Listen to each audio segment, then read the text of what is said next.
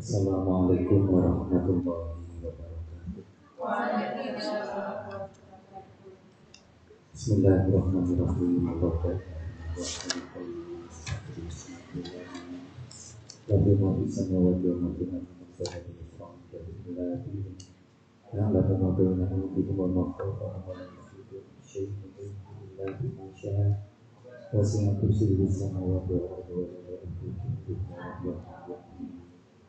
Allahumma anta salam wa minka salam wa ilaika yaumus salam.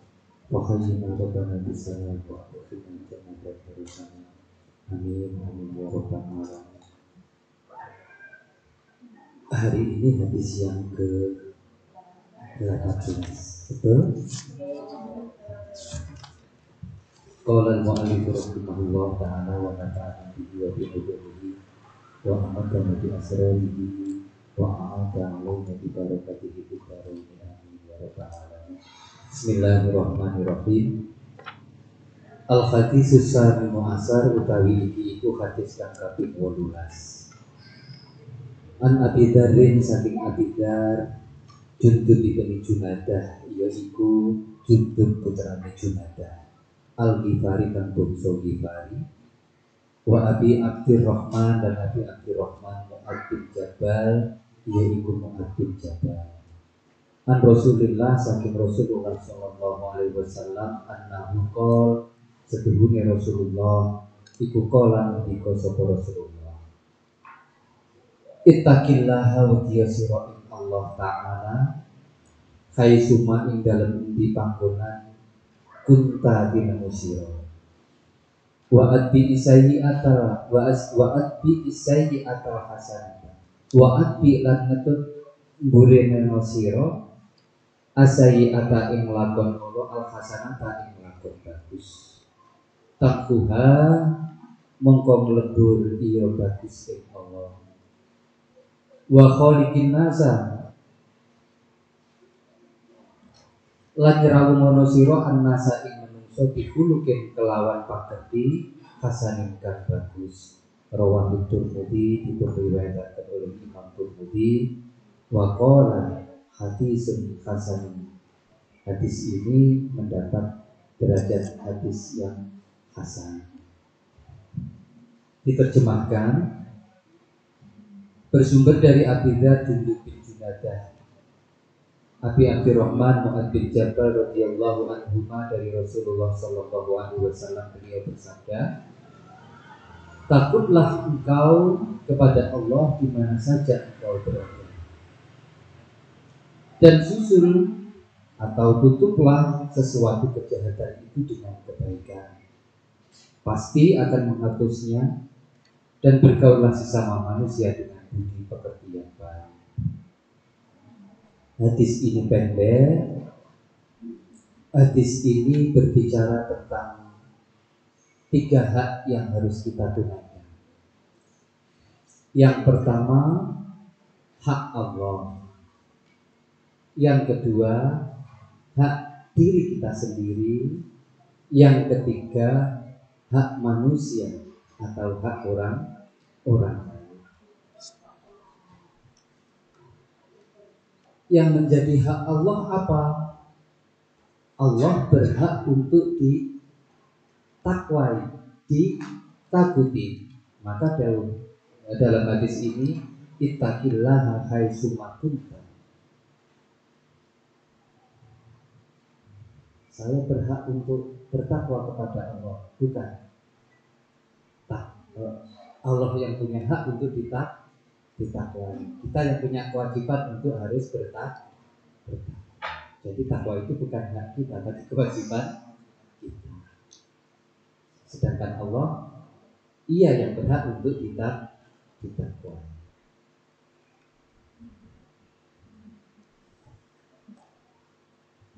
Hai suma kunta, perintah untuk takwa dikatakan di hadis ini.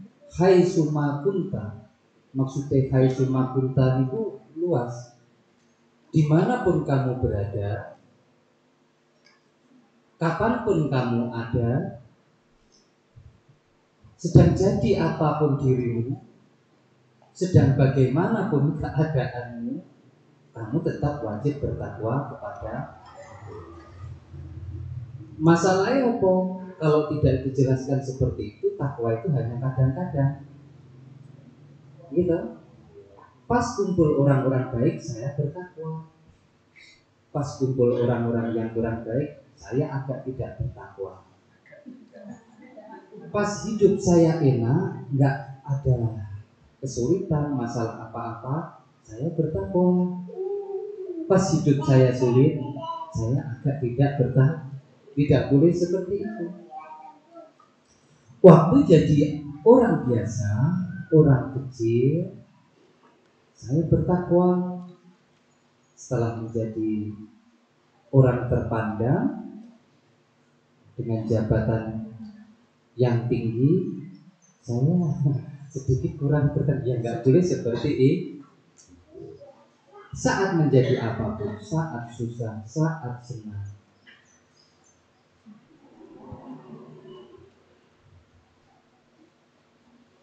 kalau tidak diingatkan, kondisi ketakwaan kita itu memang seperti itu ada. Tidak hai sumakunta. Tapi ya kadang-kadang di waktu-waktu tertentu, di tempat-tempat tertentu, ada posisi-posisi tertentu. Maka kita siang hari ini ngaji, sarang-sarang mengingatkan diri kita bahwa Rasulullah mengingatkan kepada umatnya, ittaqillaha hai sumakun. Bukankah kadang-kadang kualitas ketakwaan kita itu naik justru ketika menghadapi masa-masa yang sulit? Pandemi, ekonomi susah, pekerjaan penghasilannya menurun. Ya Allah, tiada selain Engkau yang menjadi tempat kami mengabdi. Tenang ya Allah. Kami kapok Gusti Allah untuk berfoya-foya seperti hari-hari sebelumnya. Kami kapok ya Allah untuk menghambur-hamburkan harta untuk kegiatan-kegiatan yang kurang bermanfaat ya Allah. Tenang. Betul ya Allah. Pandemi sudah mulai nggak dibicarakan lagi. Artinya nggak dibicarakan lagi, bukan berarti hilang itu. Sudah mulai nggak dibahas lagi sehingga kita merasa wong dunia itu gimana itu ketidakamanan dan keamanan yang disajikan oleh dunia itu sebenarnya nggak bisa dipertanggungjawabkan. Orang itu aneh. Seperti yang kemarin kita bicara. Kalau ketemu harimau, kita menganggap itu bahaya besar. Kalau ketemu nyamuk, biasa. Kalau dihitung, berapa banyak orang yang mati digigit harimau dan orang yang mati karena disebabkan oleh nyamuk. Jadi yang mematikan itu nyamuk apa harimau? Tapi ketika kita berhadapan dengan harimau, rasa takut kita ribuan kali lipat ketika berhadapan dengan awas ada harimau, nanti kamu diterkam mati. Awas ada nyamuk, dia membawa virus berbahaya enggak begitu. Jadi ini di Indonesia gampang itu sih. Kondisi pun juga seperti itu. Saat susah, pulau diwewes, urusannya oke, tapi jarang-jarang urusan pulau kata. Paling nate gitu nawar. Ya Allah, itu kayak ngedum, betul-betul waktu, itu duit. Rizki dengan mari sakmata. Terus tak butuh ini, butuh ini, butuh ini. Dalam hati kecil ini yakin betul bahwa tapi pulau yakin Gusti, Engkau yang akan benar-benar mencukupi semua kebutuhan hamba ini. Api suasana hati, semua hati tenang menggunakan uang yang seadanya itu digawe cukup kabeh. Karena sampai salah menggunakan rezeki pemberian Allah itu juga bentuk kualitas takwa yang buruk. Karena perintah takwa itu kan intisalu awamirillah, menjalankan semua perintah Allah termasuk mensyukuri nikmat-nikmat yang diberikan oleh Allah. Begitu kondisi berubah, aneh penghasilan yang datang, nanti kita sudah mulai sembrono. Ya, lebih sering meluyur, lebih sering membelanjakan harta untuk hal-hal yang tidak begitu penting. Dengan perhitungan ala wong-wong begini, cek cukup dan lain sebagainya. Maka penting untuk terus mengingatkan diri sendiri. Setelah ngaji ini, membisiki diri sendiri, ngomongin takwa itu hai sumakunta, dimanapun, kapanpun, dalam kondisi apapun, sedang jadi apapun, harus jangan sampai takwa ini naik turun terus menerus. Orang yang takwanya tidak naik turun terus menerus, itulah yang disebut muttaqi. Orang sing takwanya nggak berubah, pangga takwa dimanapun berada ini, hai sumakunta itu tadi dipakai betul, maka orang itu mendapat gelar muttaqi, orang yang benar-benar bertakwa. Kalau kita orang yang kadang-kadang bertakwa, makanya ngaji demikian.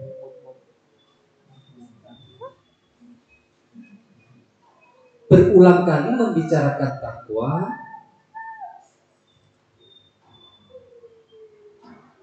Takwa itu apa saja? Pemahaman tentang takwa itu bagaimana? Terus manfaat dari orang bertakwa itu mau bagaimana? Satu, untuk orang-orang yang bertakwa, beruntunglah mereka, karena Allah sendiri berfirman, fa innallaha yuhibbul muttaqin. Orang-orang yang bertakwa itu akan dicintai atau mendapatkan cinta dari Allah. Maka berarti orang yang bertakwa itu mendapat kemanfaatan, mendapatkan mahabbatullah, dicintai oleh Allah. Apakah kurang menarik manfaat ini? Kalau kita tidak tertarik mendapatkan cinta Allah, berarti ada masalah bahwa jiwa kita itu nggak begitu normal. Pasti itu. Kalau hari ini kita mendengar informasi bahwa orang yang bertakwa akan mendapatkan cinta dari Allah, terus nggak tertarik untuk merebut cinta Allah, itu berarti kita sedang tidak beres. Bukankah ketika kita berhadapan dengan tokoh tertentu di tengah masyarakat atau orang-orang yang mempunyai popularitas, kita ingin dicintai oleh mereka, kita ingin dicintai oleh tetangga kita ingin dicintai oleh masyarakat di sekitar kita. Untung yang kita pikirkan, kalau mereka mencintai saya, minimal mereka tidak mengganggu saya, minimal mereka sering membantu saya, dan lain sebagainya. Apa sih? Seberapa sih yang bisa mereka berikan untuk kita? Sementara Allah yang Maha Kuasa itu ketika mencintai hambanya, apapun yang diinginkan oleh Allah akan terjadi pada diri kita. Fa innallaha yuhibbul muttaqin. Di antara keutamaan orang-orang yang dicintai Allah, di dunia dia akan dijaga oleh Allah. Di dunia dia juga akan dipimpin oleh Allah. Sampai nanti di akhirat nanti oleh Allah pun juga diberikan tempat yang mulia di antara para kekasih Allah. Itu salah satu manfaat bertakwa.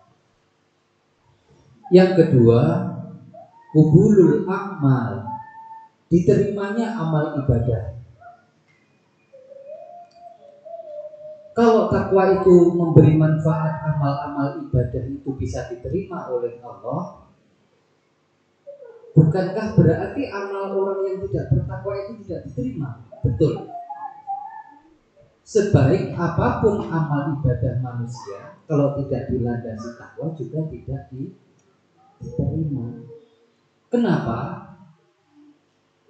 Karena dia melakukan amal kebaikan itu bukan semata-mata karena Allah. Pasti itu. Kalau orang melakukan kebaikan karena Allah, berarti dia orang bertakwa. Kalau orang bertakwa dia berarti melakukan amal ibadah karena Allah. Kalau dia tidak bertakwa berarti dia melakukan amal ibadah itu yang menjadi motivasi bukan ridho atau keridhaan. Sebaik apapun ibadah seseorang, jika tidak didorong karena Allah, maka sebenarnya tidak akan diterima oleh.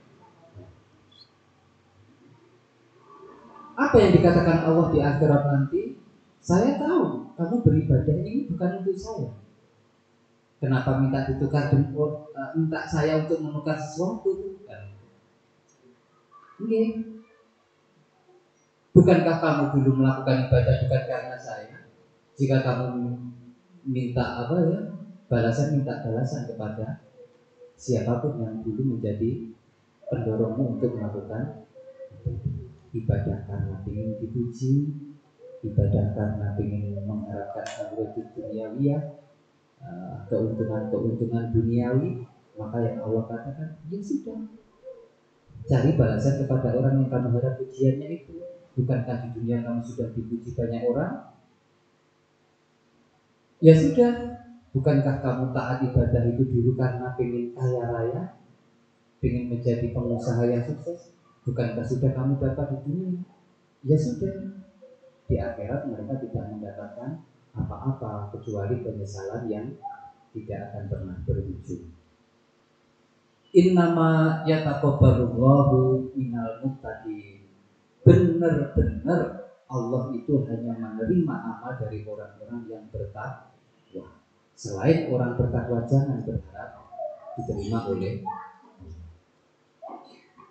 Pak, saya punya teman, meskipun dia rajin melakukan kemaksiatan, tapi jiwa sosialnya bagus, dermawan, ramah, suka membantu banyak orang. Ya lagi-lagi ditanya, yang memotivasi itu takwa atau bukan? Tapi eman Pak, senajan itu enggak takwa, yang dia lakukan luar biasa, manfaat untuk orang lain juga besar. Ya sudah, kan gampang tadi, kontrak dengan Allah itu gampang. Ya sudahlah, pokoknya ini ibadah krono aku ustok, pahala akan saya lipat gandakan. Saya kasih surga, khalidina fiha, ada di dalamnya selama-lamanya. Kenapa kamu minta tandingan? Kalau bukan karena kamu ya Allah, tapi saya akan jadi orang baik di dunia. Kok ngengkel? Kan itu dari dunia itu. Kan ngeyel biasanya wong itu. Islam itu enggak adil Pak. Bener wong kaya ora salah, ora poso, tapi kelakuannya mampu tenang Pak. Jasanya untuk masyarakat besar. Semua tetangga tidak satu pun yang terlewat pernah dibantu. Iya, tapi wong juga orang yang enggak mau kemerang. Sementara yang punya akhirat itu kan Allah. Gitu. Maka tidak ada tawar-menawar. Selebihnya setelah terkabarkan kepada kita ini tergantung menghidupkan Gusti Allah. Di akhirat nanti seperti apa keadilan Allah. Informasi yang disampaikan oleh baginda Rasulullah kepada kita, innama yataqabbalullahu minal muttaqin. Allah hanya, artinya tidak mungkin kecuali menerima amal ibadah dari orang-orang yang bertakwa.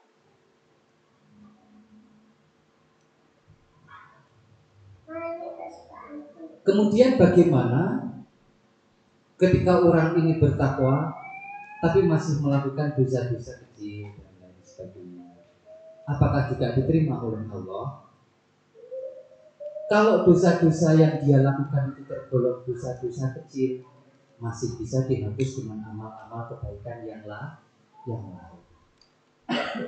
Kalau dosa itu sampai dosa besar, maka tidak ada yang bisa menghapus dosa besar itu kecuali atau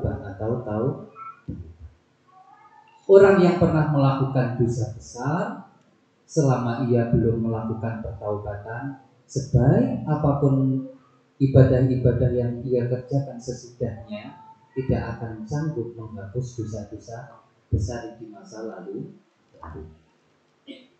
Sedangkan kalau orang itu tidak melakukan dosa besar seperti perzinahan, pembunuhan, riba dan lain sebagainya, tapi hanya melakukan dosa-dosa kecil. Setelah itu ia mengikutinya dengan kebaikan yang ia lakukan, itu bisa meruntuhkan dosa-dosa kecil. Kalau dosa besar tidak ditulis.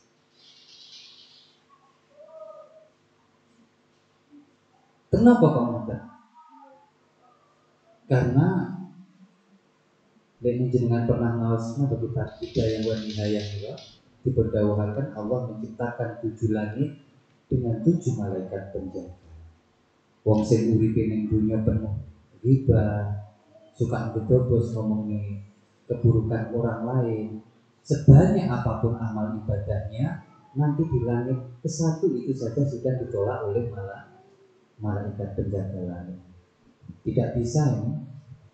Saya nggak mau menerima amal orang ini. Kenapa? Orang ini punya kebiasaan ghibah atau membicarakan keburukan orang lain. Itu sampai langit ke-1. Karena langit itu bersih, nggak boleh dilewati catatan-catatan buruk. Kemudian kalau orang itu wis nggak tahu ghibah dan lain sebagainya, waktu nanti ngomongin kejelekan orang lain, orang tahu terlahirkan atau rasa benci terhadap orang lain, tapi menjadi hati ini enten apa gampang iri, dengki terhadap kebahagiaan orang lain. Iku mangke pun amal ibadah yang kita senyum. Pak, bukankah dia tidak pernah menyakiti orang lain? Iya, tidak pernah. Bukankah dia tidak pernah membicarakan keburukan orang lain? Iya, tidak pernah. Tapi dalam hatinya banyak kebencian terhadap keberhasilan orang lain. Itu mungkin melewati langit yang ke-1 lolos, langit yang kedua lolos, mulai kata kurang berisi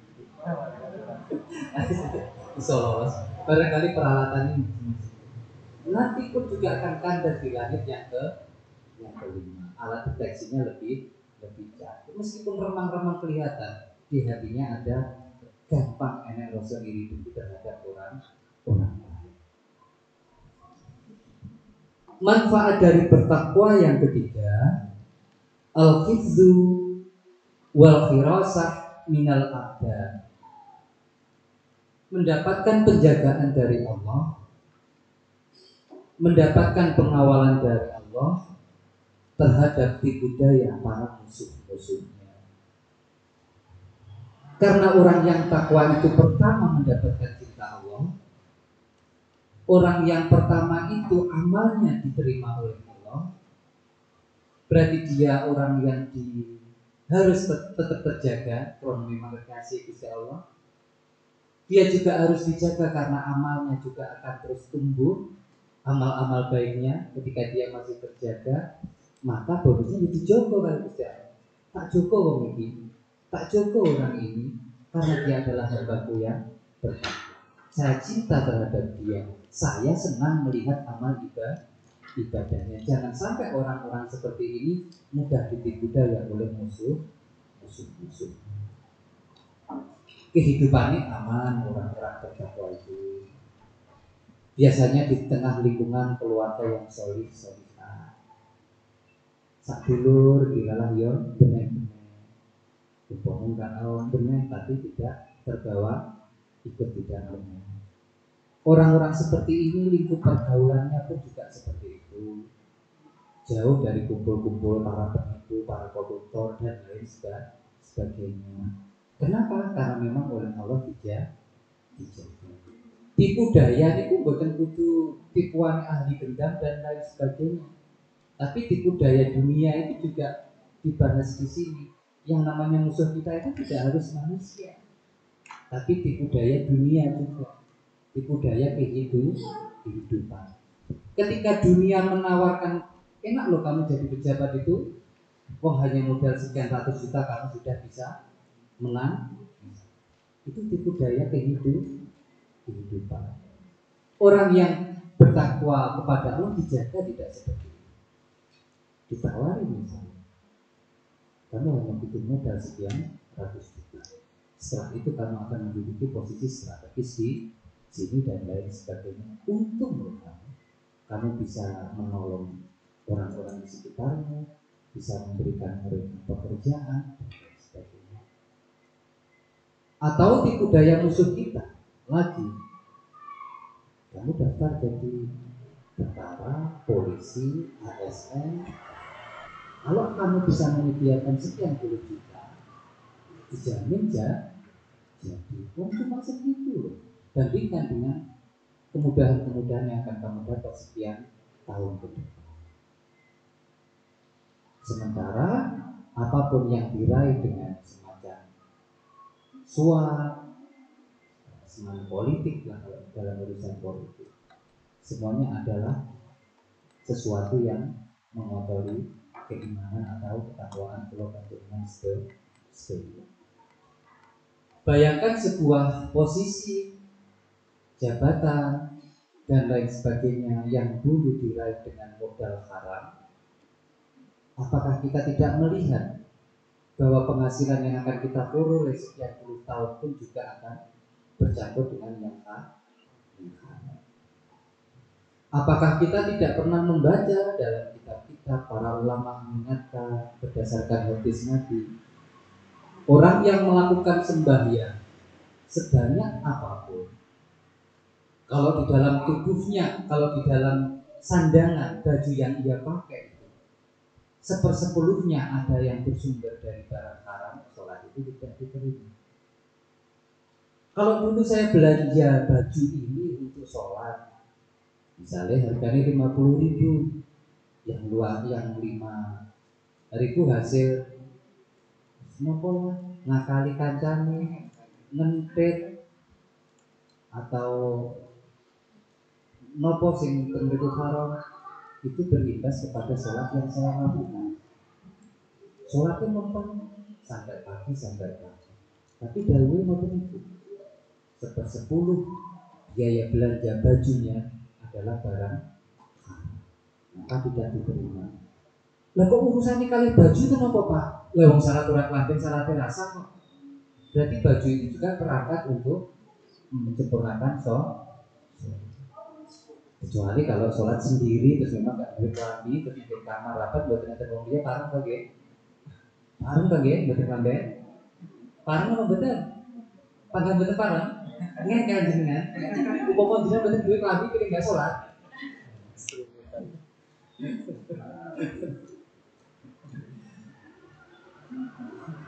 Jadi kan betul nanti mawas seorang sahabat yang saking miskinnya sholat ketosan kalian istrinya kan?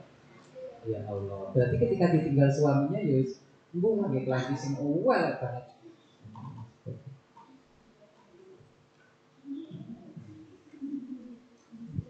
Al-hifdu wal firasah minal adha. Yakin orang yang bertakwa kepada Allah itu akan dijaga, dikawal oleh Allah dari tipu daya musuh-musuh. Kalau kita mengeluh Pak, kalau nyambut damai terpeken kok gampang diganggu. Ulah gereto kalau kok gampang kapusan. Pak, kalau nggak usah ribet-ribet golek dukun. Lihat diri sendiri saja. Perbaiki kualitas kamu. Semuanya sudah selesai. Pak, rumah saya diguna-guna orang. Ya Allah. Terus pekarangan kula ngeten Pak wae anggo dicolong wong. Terus nggak usah ribet-ribet. Ngandelo mawon kali niki. Berarti takwa saya kurang.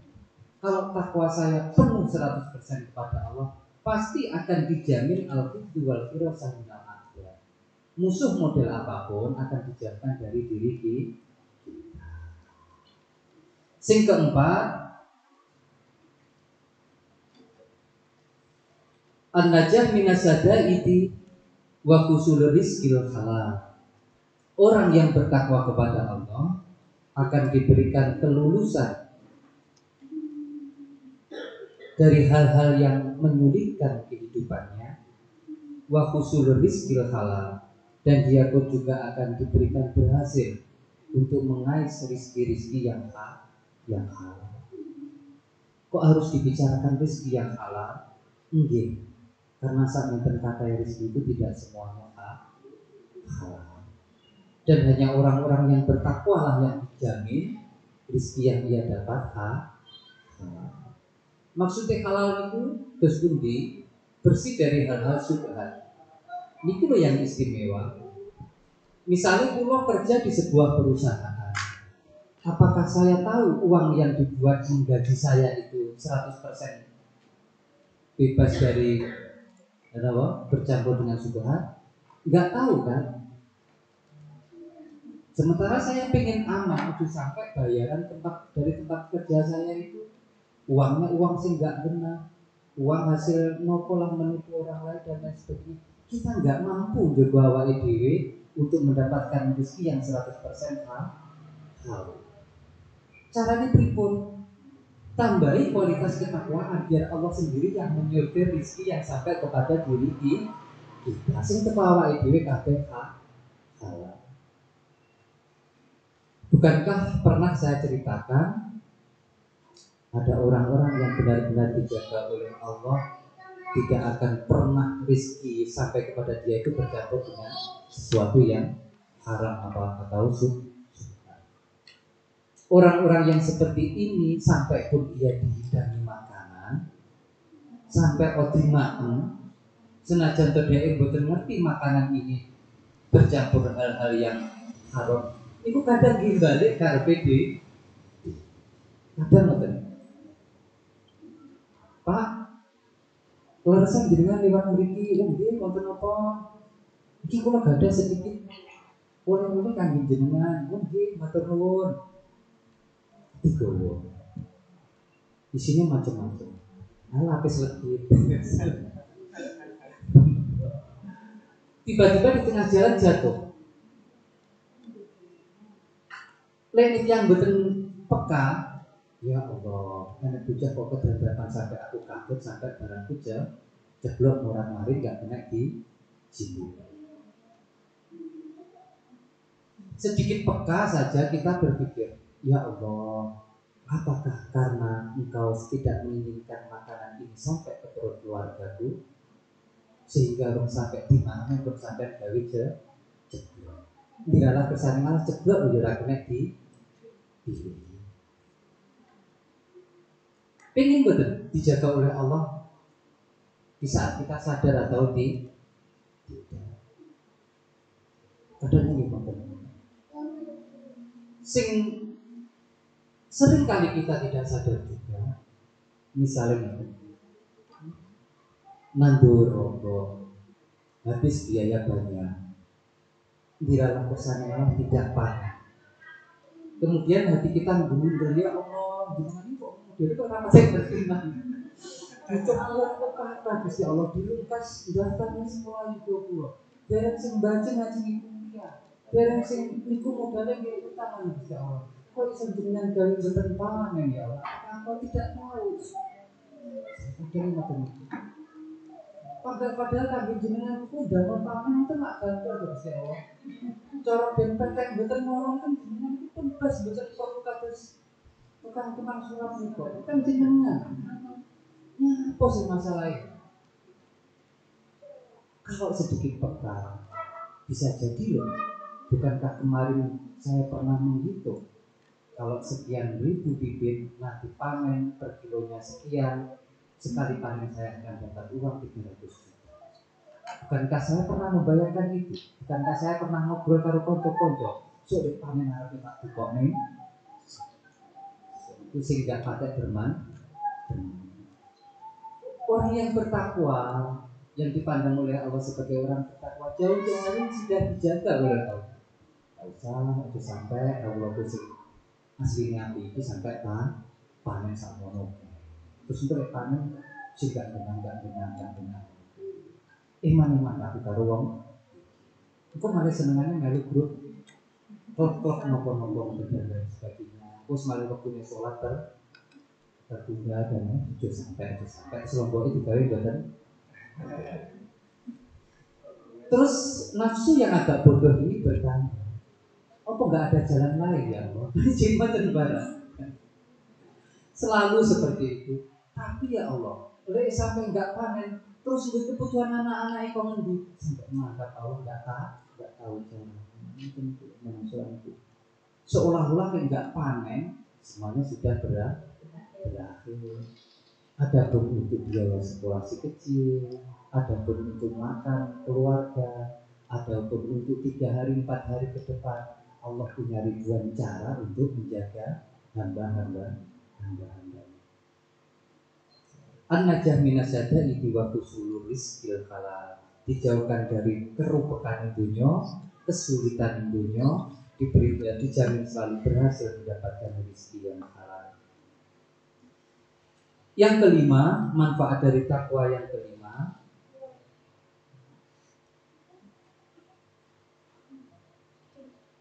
al-bisarah indal maut, mendapatkan kabar gembira ketika menjelang kematian. Alladzina amanu wa kanu yattaqun lahumul busra fil hayatid dunya wal akhirah. Orang-orang yang bertakwa kepada Allah dengan sebenar-benarnya takwa, ia akan mendapatkan kegembiraan, kebahagiaan di dunia maupun di akhirat. Bahkan di saat kematian yang mengerikan itu pun Allah menggembirakan jiwa. Kami ini awak itu dinilo awak itu. Apakah kita ini termasuk orang yang bertakwa atau belum? Tidak tingkat kegembiraan kita. Apakah keseharian kita selalu riang dengan nikmat-nikmat yang Allah berikan? Apakah keseharian kita selalu bersyukur terhadap apapun yang Allah tetapkan pada diri kita?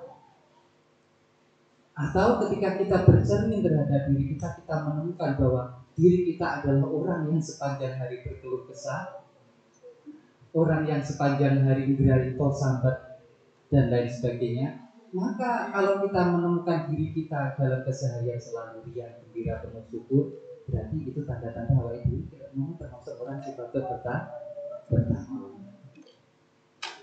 Tapi ketika kita menemukan aku ki uang semudure pandai sangat, mengeluh, itu berarti Anda menemukan diri Anda sebenarnya dalam posisi kurang bertakwa. Kenapa? Karena temriki pun jelas alladzina amanu wa kanu yattaqun lahumul busra fid dunya wal akhirah. Mesti seneng uripe dunya ro. Liyane rupet urutan karena dari santai. Saya punya Tuhan yang maha menjaga, saya punya Tuhan yang maha mencuci. Sing keenam,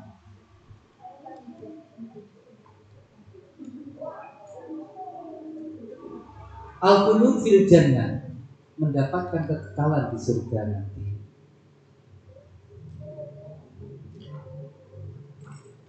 Lainnya disebut nih, manfaat takwa itu tidak hanya sampai 6, 7, 11, tapi mungkin kena dihitung.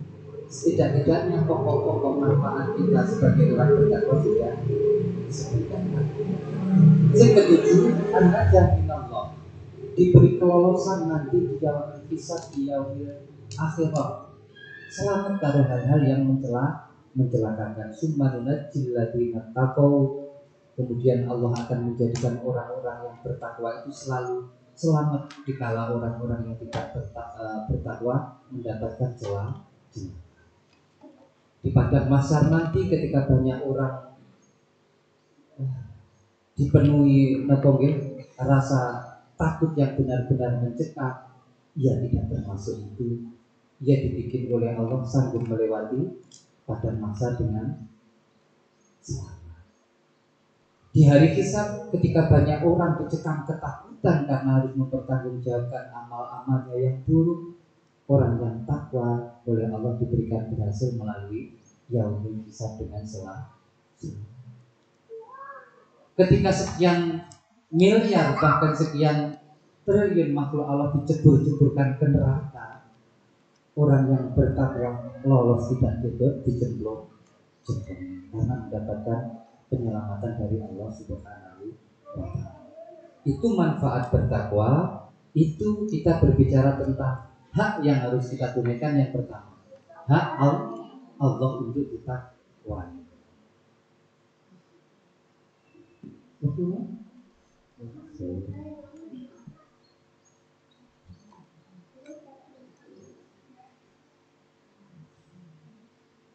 Yang kedua, hak terhadap diri sendiri Wa atbi sayyi'atal hasanata tamkuha. Itu hak seorang manusia setelah bertakwa kepada Allah, setelah bertaubat dari segala bentuk dosa sebagai bukti ketakwaan kepada Allah. Berikutnya, manusia berhak untuk benar-benar membersihkan diri sendiri dari dosa-dosa di masa lalu dengan mengikutinya dengan apa? Amal-amal yang baik. Wa atbi sayyi'atal hasanata tamkuha. Kalau di awal tadi saya sampaikan bahwa amal perbuatan baik seseorang yang dilakukan terus-menerus itu bisa mengikis keburukan-keburukan atau dosa-dosa di masa lalu. Tapi dosa kalau dosa besar tidak harus dengan itu masalah dosa. Dalam kehidupan sehari-hari di tengah kehidupan sosial ini, misalkan masyarakat punya catatan buruk terhadap perilaku kita di masa remaja dulu misalnya, nakal, itu kan gawe kisruh ning lingkungan. Tetapi ketika masa remaja itu telah habis beranjak dewasa, dia berangsur menjadi pemuda yang baik, pemuda yang tidak pernah berbuat onar, tapi pemuda yang selalu memberi manfaat dan kemaslahatan untuk lingkungannya. Bukankah masyarakat secara perlahan-lahan melupakan masa-masa lalu yang buruk? Itu mawon penting. Orang yang terus-menerus melakukan kebaikan yang akan mampu menghapus dosa-dosa di masa lalu. Kita yang di tengah-tengah masyarakat selalu setiap hari melakukan kebaikan yang setiap hari kita lakukan bisa menghapus sejarah buruk di masa remaja kita dulu waktu masih nakal. Itu contoh yang sangat jelas. Hati sing rewel, hati sing buruk ireng karena terlalu banyak melakukan kemaksiatan. Ketika di dalam hati kita sudah berganti diisi pikir terus-menerus, berarti perbuatan baik terus-menerus setiap hari. Misalnya pagi ya kayu la ilaha illa anta 40 kali. Atau misalnya habis subuh membaca Fatihah sekian kali. Terus-menerus itu kan kebaikan.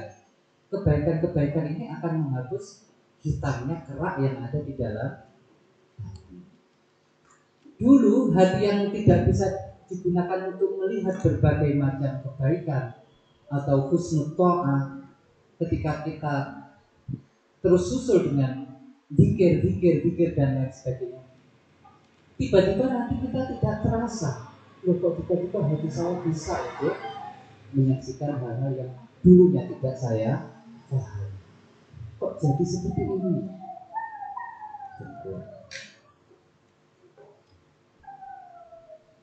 Wa atbi sayyi'atal hasanata tamkuha. Itu hak diri kita terhadap diri kita sendiri.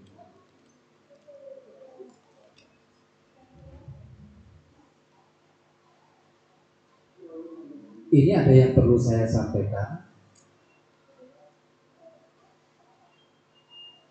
Perbuatan baik yang seringkali tidak diperhitungkan oleh kita semua adalah tidak ridho terhadap kemaksiatan atau kemungkaran. Itu tidak kita anggap sebuah amal. Maksudnya kan? Ketika kula panjenengan sedaya menonton sebuah siaran televisi, di situ ada tontonan yang mengumbar aurat. Ketika kula panjenengan sedaya setuju, tidak masalah tuh, oke, berarti kita sedang ridho terhadap sebuah kemungkaran. Itu kita telah melakukan dosa kecil.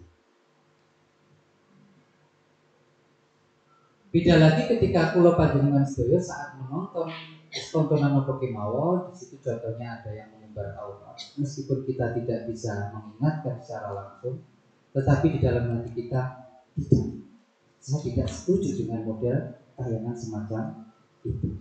Sebenarnya kita sudah menolak kemungkaran. Tidak ridho terjadinya kemungkaran itu sudah termasuk amal kebaikan.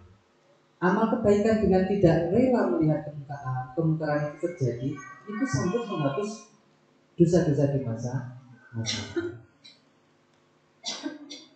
Nyata, kalau panjenengan sedaya dalam keseharian menggunakan jalan, simpangan kalih uang, sing boten menggunakan baju yang sesuai syariah misalnya, boten menutup aurat, berapa ratus kali kita berpapasan, kita cuek-cuek saja, dalam hati tidak, ya Allah jagalah, iya, ya Allah pada satu saatnya nanti tolonglah, ingatkan iya, kita cuek, seolah-olah nggak ada masalah di dalam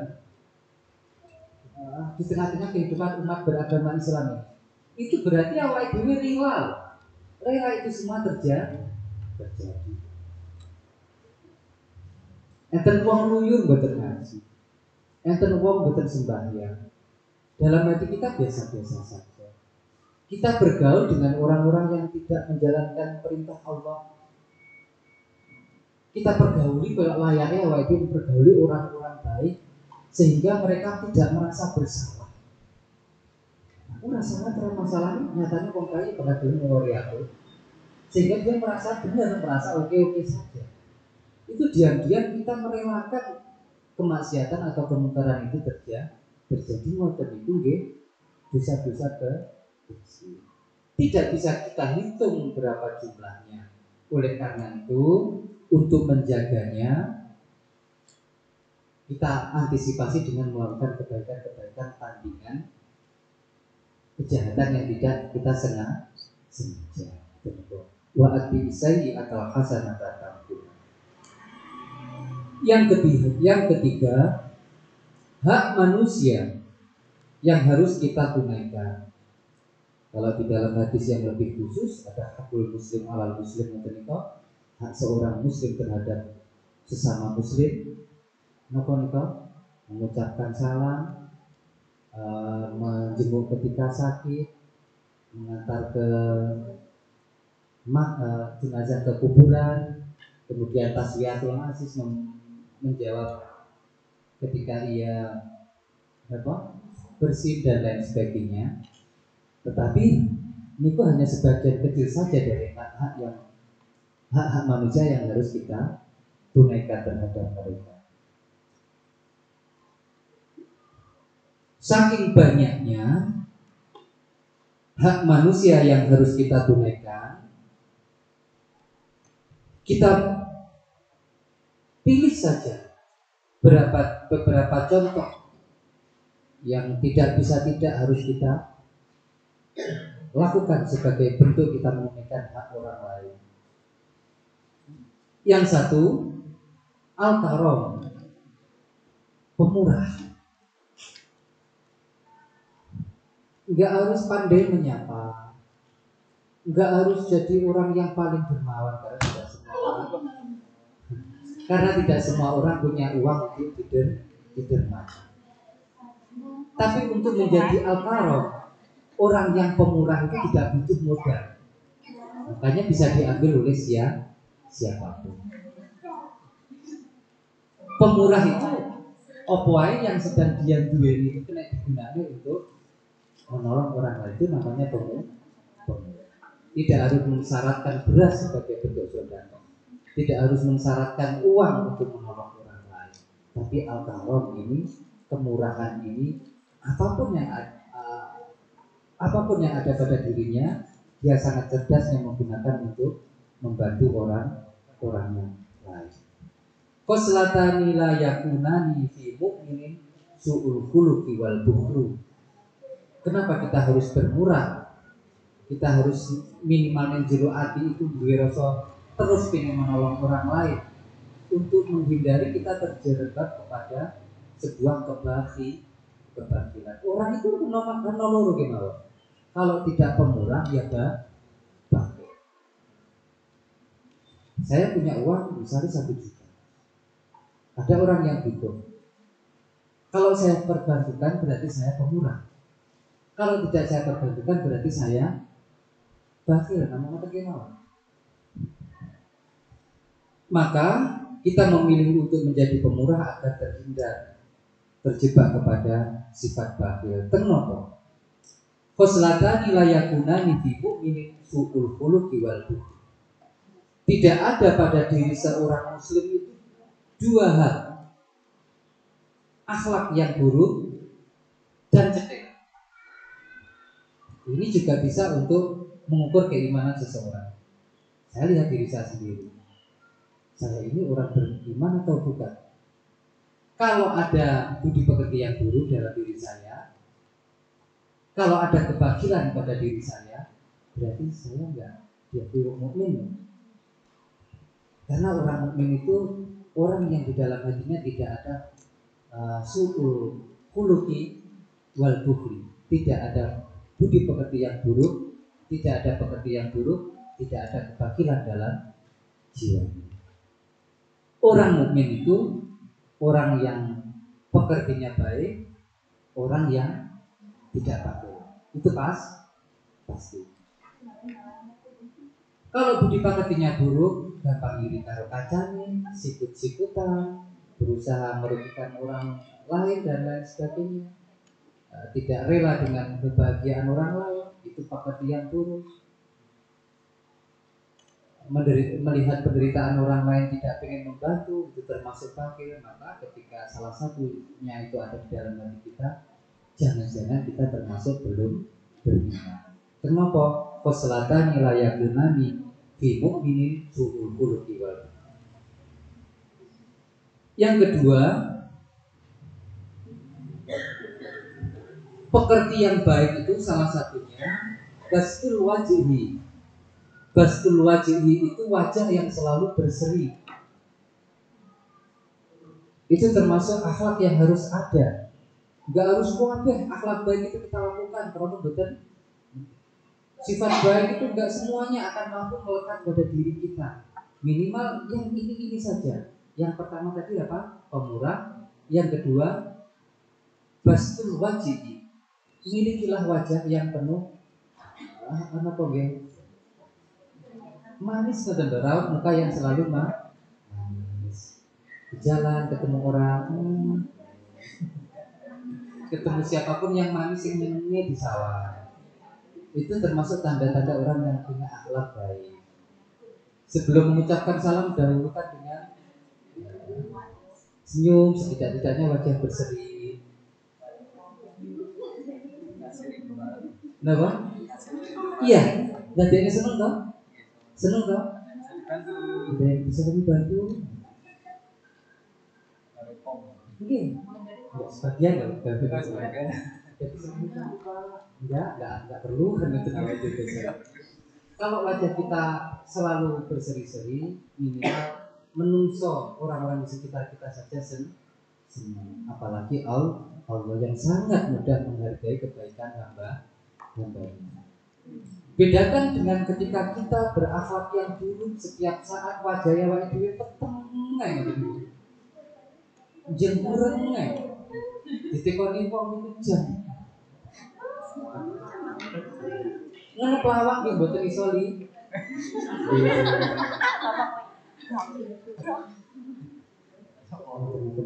nyeleh ning napa ngoten mawon nggih mboten saged suarane diblungkang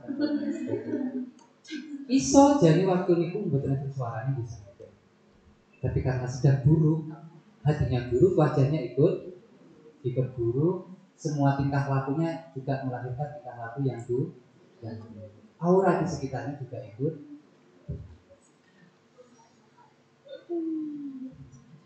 Yang ketiga, akhlak yang harus kita miliki, kasful adza. Kasful adza itu menjaga diri kita untuk tidak merugikan orang lain. Pokoknya sampai melarani. Kasful adza. Lek yang Jawa rumiyin itu biasanya urip itu sing penting ojo ganggu gawe di dunia. Jangan pernah merugikan orang. Bentuknya macam-macam. Jenengan bikin usaha ternak, ojo sampai limbahnya mengalir ke pekarangan ganggu. Jenengan punya perusahaan mesin penggilingan, upayakan polusinya betul sampai ganggu orang lain. Itu kalau pengen jadi orang yang husnul khuluq, bagus akhlaknya. Pak, saya nggak siap jadi orang yang baik akhlaknya. Ya terserah dengan. Berkendara pun kalau orang yang pekertinya bagus, memberi ruang yang cukup untuk sesama pengguna jalan. Jangan mentang-mentang yang penting saya tidak memakan apa markas itu apa ini juga. Akhirnya bahan teresak sirera belum ya saat berpapasan dengan orang sepuh menggunakan sepeda ontel, ya jangan asal ngeber tidak ada ini. Itu juga akhlak loh itu. Kalau perlu berhenti, Pak, dari rumah sakit. Ya tidak seperti itu akhlak normal. Tapi setiap kita pasti punya ukuran. Berbuat baik kepada orang pun kan pasti bisa. Yang sekiranya merugikan orang lain itu apa? Kita pasti tahu kok. Kalau kita mampu menjaga itu tidak merugikan orang lain, berarti kita punya empati yang baik. Yang keempat sampai 4 saja nih. Kalau mampu bagi siang.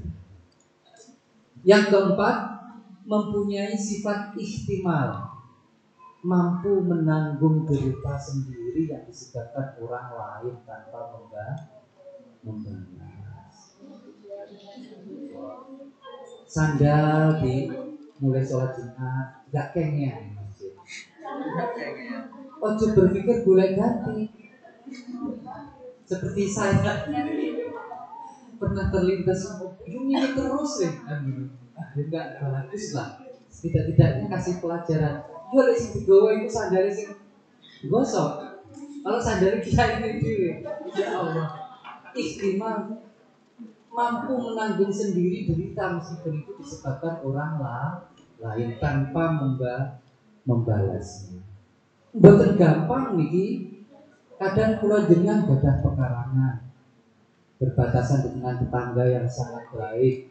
Kalau nyatu sampai dilebokne nggih pekarangannya awak iki. Jangan ikut-ikutan sesuk dunia kula jangan di ngono padha. Kita harus punya karakter yang baik, istimal menanggung derita yang disebabkan orang. Ya wis disimpen ae barangkali sampai taruh kebo. Mungkin pun cukup sekian kebo sampai atone. Niku sampai saya jenengan sabar kula kelempaaken jenengan ketahaken kebo. Ihtimal itu kadang disebabkan oleh orang terdekat dengan kita termasuk istri atau suami. Ukurannya orang yang sanggup ihtimal itu lebih bisa menanggung sendiri derita yang disebabkan orang lain sampai ukurannya bojo diri, anak diri, keluarga sendiri. Bojo ini gak iso menentas lambe. Kita harus mampu menjadi suami yang boleh acara di lanjut dengan tujuan apa? Kita memperbaiki pekerjaan kita nggak usah di semen putih. Jangan merasa menang. Obrolan dengan kejujuran sampai sore. Obat tau kan motor istri. Anaknya rom. Rusaklah keluarga itu. Ihtimal itu diberi teladan oleh sahabat Umar ketika berhadapan dengan istri beliau. Ketika seorang sahabat bertanya, "Kenapa jenengan kok kados ngoten kalau istri jenengan?" Sahabat Umar, "Istri saya itu orang baik. Ia yang mengandung anak saya, ia yang menyusui anak saya, ia yang memandikan anak saya, ia yang menghidangkan makanan setiap hari, ia yang membersihkan rumah saya, ia yang menjaga rumah ketika saya tidak di rumah. Dia hanya modal saja masa saya kecil. Tersahabat Umar sambil nyuruh anu." Yang unik lagi, ada seorang pemuda yang bernama Syakik Al-Balkhi. Ini saya kasih contoh untuk keteladanan kita. Ulang jenengan. Syakik Al-Balkhi itu punya istri super jahat. Kalau sekedar cerewet itu malah justru asik. Asik. Tapi kalau ini jahat itu bukan umum. Itu bisa diomong ya. Orang yang bilang jodoh. Termasuk cerewet pasti ada di dalam. Termasuk gampang mengecewakan suami. Sampai kocok-kocok ini sakit al-balkin itu mesak nih kenapa? Mas, saya makin ganteng, saya makin ngalir. Bisa kan apa tuh buat elemen terus? Maksud kamu tuh mas? Juga pas lah mas, nggak met. Sampai orang solih, dia wanita yang harus modern itu. Jawabannya sakit al-balkin terus di yo lek awak menganggap aku wong soleh beginilah wong itu segera keningku oleh buju wong soleh kaya jadi sampai bujuku itu tak pegat terus kenapa sebenarnya buju ini sengaja gitu kan sakit al-balkin biarlah derita itu saya tanggung sendiri bujuku emek yo ngene iki ya wis lah tak tanggung ning dunya sing akhirat itu ijol sing duwe.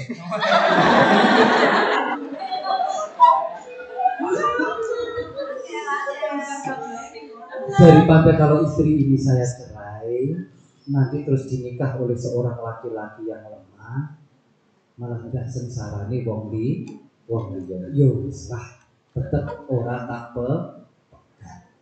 Itu namanya ihtimal, dan ihtimal ini termasuk kualitas akhlak yang sangat bagus. Ini 4 contoh budi pekerti atau akhlak yang mulia. Yang satu al-karom, murah. Yang kedua bastil wajib, mempunyai wajah yang selalu manis tersenyum.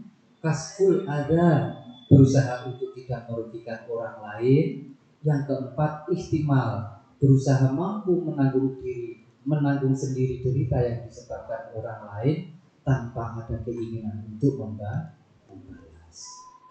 3 hal yang harus ditunaikan manusia. Pertama, takwa kepada Allah. Kedua, menghapus dosa-dosa di masa lalu dengan kebaikan-kebaikan di hari ini dan hari-hari yang akan datang. Yang terakhir, berbudi pekerti baik terhadap sesama manusia. Kiranya 3 pokok inilah yang menjadi inti dari hadis yang kita kaji pada siang hari ini. Mudah-mudahan memberi manfaat bagi kula panjenengan sedaya. Mudah-mudahan kita dibimbing oleh Allah sebagai hamba yang sanggup mengamalkan dawuh-dawuhipun Rasulullah Sallallahu Alaihi Wasallam. Mohon maaf yang sebesar-besarnya manakala saya ada khilaf dan lain sebagainya.